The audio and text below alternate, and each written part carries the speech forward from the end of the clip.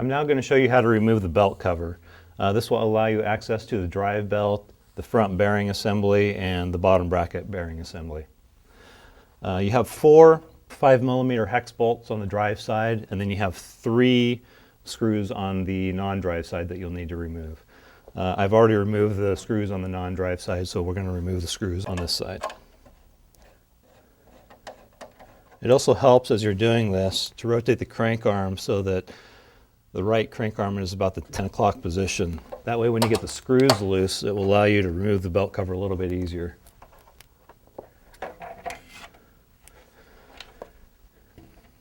And now you have access to the drivetrain area.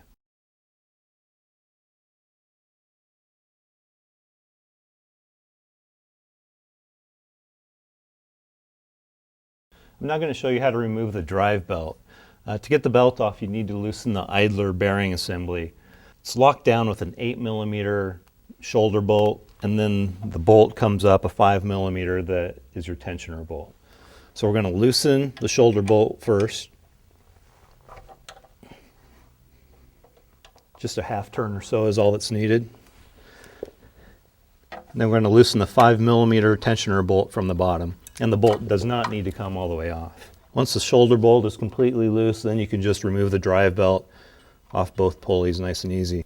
And also just be aware of where you place your fingers to make sure that you don't get your fingers pinched anywhere in the drive system.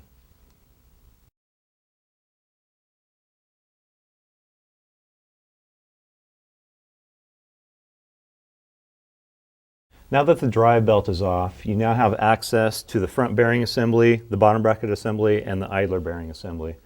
I'm going to show you how to change the idler bearings. Since the shoulder bolt's already loose, just continue to loosen it until it comes off the screw on the back side.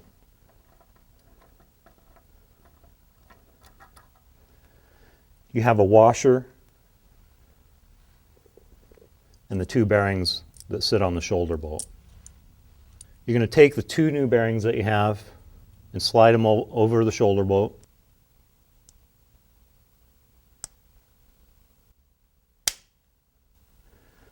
Put the spacer on. And it's important when you're screwing it back on, screw it nice and slow so that the spacer stays on the shoulder bolt. If at any time the spacer comes off, just remove the shoulder bolt, put the spacer back on, screw it on nice and slow. And then leave it loose until you put the drive belt back on.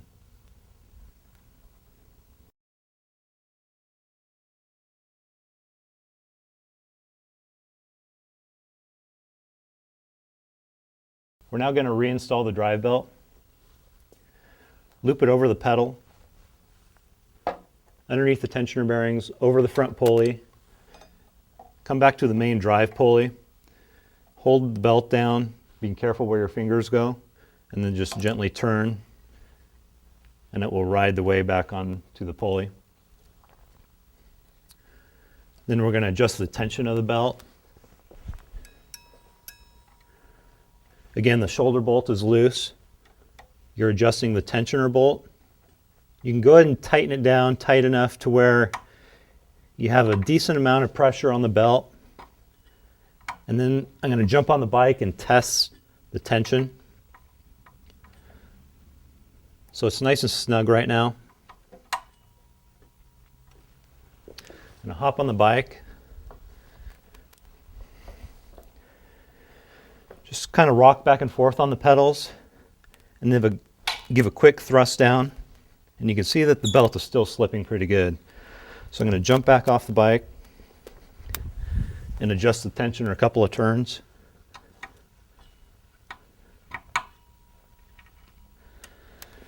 Then hop back on and repeat the process. A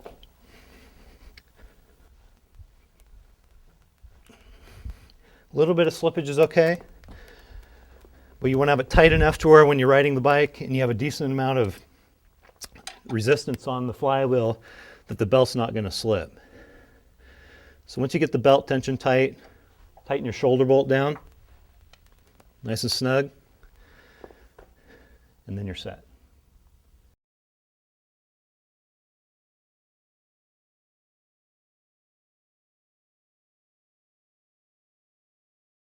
We're now going to reinstall the belt cover.